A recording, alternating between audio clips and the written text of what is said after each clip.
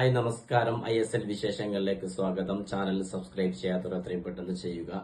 ഇന്നലെ നടന്ന ISLന്റെ final കൊൽക്കത്തയിലായിരുന്നു. Final നടന്നത് മോഹൻ ബഗാനും മുംബൈ സിറ്റിയും തമ്മിലായിരുന്നു മത്സരം.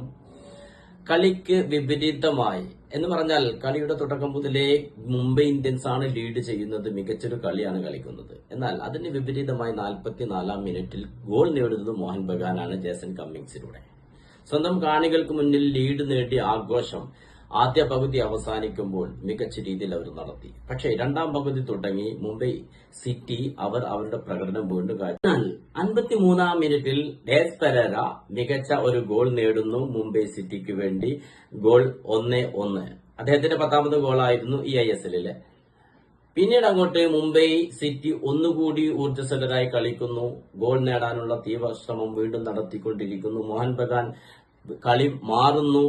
അവർക്കും സ്വന്തം കാണികൾക്ക് മുന്നിൽ വിജയിച്ചേ മതിയാകൂ എന്നുള്ള ആ ഒരു വാശിയേറിയ ഒരു മത്സരമായിരുന്നു പിന്നീട് കണ്ടത്. എന്നാൽ ബിപിൻ സിംഗിലൂടെ മുംബൈ സിറ്റി രണ്ടാമതും ലീഡ് നേടുന്ന 81-ാം മിനിറ്റിൽ, അതുപോലെ തന്നെ 90-ാം മിനിറ്റിൽ ആഡ് ഓൺ ടൈമായി കിട്ടിയിട്ടുള്ള 7 മിനിറ്റിൽ ജേക്കബിലൂടെ വീണ്ടും മുംബൈ സിറ്റി ലീഡ് ഉയർത്തുന്നു. 3-1 ആധികാരിക ജയം.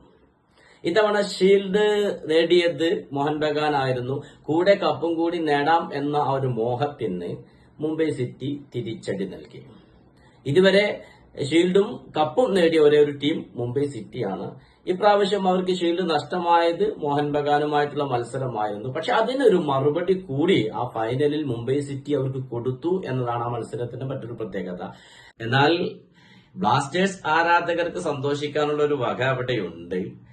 കപ്പടിച്ചത് മുംബൈ സിറ്റി ആണെങ്കിലും ഫൈനൽ കളിച്ചത് മോഹൻ ബഗാനും മുംബൈ സിറ്റി ആണെങ്കിലും ഗോൾഡൻ ബൂട്ട് നേടിയത് KBFCയുടെ ദിമി തന്നെയാണ്. അദ്ദേഹം ലീഗിൽ 13 ഗോളുകൾ സ്കോർ ചെയ്തിരുന്നു. പ്ലേ ഓഫ് പരിക്ക് മൂലം കളിക്കാൻ കഴിഞ്ഞിരുന്നില്ല. എന്നിട്ട് പോലും അദ്ദേഹത്തിന്റെ ലീഡ് മറികടക്കാൻ അധിക മത്സരങ്ങൾ കിട്ടിയ മുംബൈ സിറ്റിയുടെയോ മോഹൻ ബഗാന്റെയോ ഒരു താരങ്ങൾക്കും കഴിഞ്ഞില്ല എന്നതാണ് വസ്തുത. അപ്പൊ തീർച്ചയായിട്ടും ഇവിടെ ബ്ലാസ്റ്റേഴ്സിന്റെ ആരാധകർക്ക് സന്തോഷിക്കാം. ഗോൾഡൻ ബൂട്ട് നമ്മുടെ സ്വന്തം മഞ്ഞപ്പട്ടയ്ക്ക് തന്നെ